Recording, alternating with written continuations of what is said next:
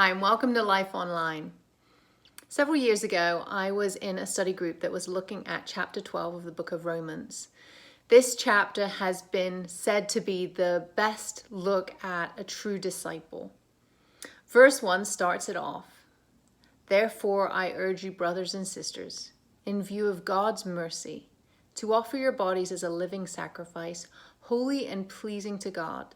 This is your true and proper worship. You can linger here for quite some time.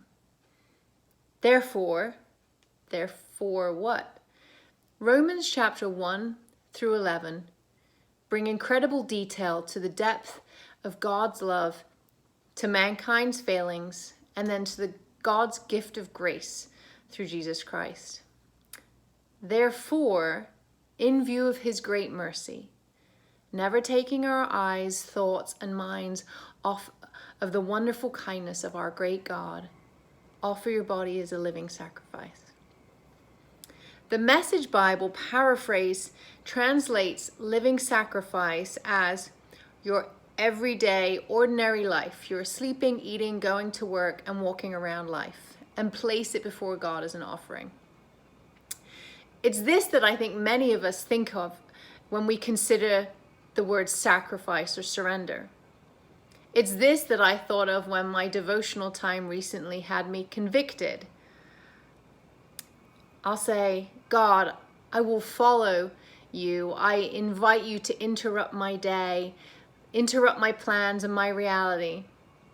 But in truth, I don't really want God to do that, especially not when I have something good planned or things are going well. So I confessed that. I prayed, and then I carried on making my vacation plans. It wasn't until days later that I started to reconsider the depth of this living sacrifice idea. What if God is not really super concerned with the day-to-day stuff? I mean, whether I run errands or take the kids to the park. Although praying about everything is good, and it's always good to be flexible. But what does a living sacrifice look like in the Bible? What was Paul referencing when he made that statement? If we take a look back in Genesis 22, Abraham was commanded by God to offer as a sacrifice his son Isaac, his beloved son. Isaac was alive, so it's just a living sacrifice. Abraham was sent and bound up the boy so that he didn't run away, offered him on an altar, and was prepared to kill him and remove his life. Since Isaac held the promise of Abraham's future, his descendants, it isn't too much to say that, if anything, Abraham probably felt like he was putting himself on that altar as a sacrifice, his legacy for sure. Spoiler alert, Isaac wasn't killed. So go ahead and read that if you haven't read that already. But more often in the Bible, we see animals offered as sacrifices in exchange for our sin. So their sacrifice is their life laid out before God. The animal becomes a substitute or a scapegoat.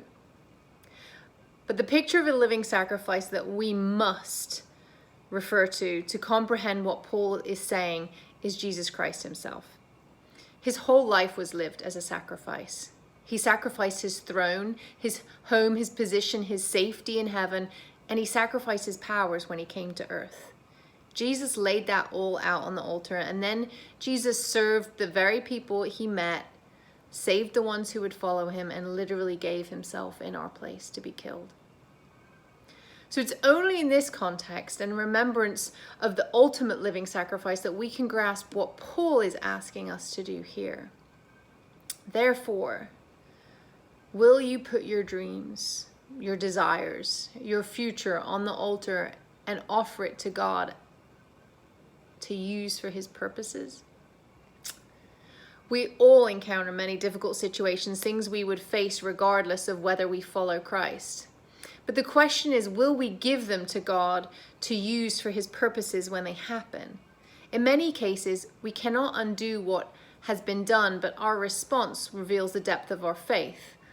When you encounter a health issue and the diagnosis is not good, will you trust God and give it to Him to use and put your life in His hands? Will you continue to declare His goodness over the storm in your life? When your child struggles with an illness or faces huge challenges in life, will you trust God that He has a plan and a purpose and He will bring them through? Will you praise His name and continue to obey His word? When you lose your job and find yourself in extreme financial struggles, will you let Him bring growth, faith, and perseverance into your life? Because you trust His timing and you know He's faithful.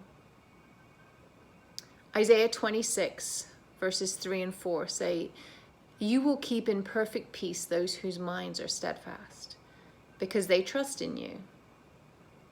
Trust in the Lord forever, for the Lord Himself, is the rock eternal." Today the question is, are you willing to face a different future than the one you hoped, if it reveals more of God to the lost world around you? Will you surrender your plans and believe in the mercy and goodness of God? I really hope that you'll take that step of faith, that you'll trust God. Once we heard a great preacher say, if you can't see God's hands in your situation, trust His heart. Trust God today and have an awesome day.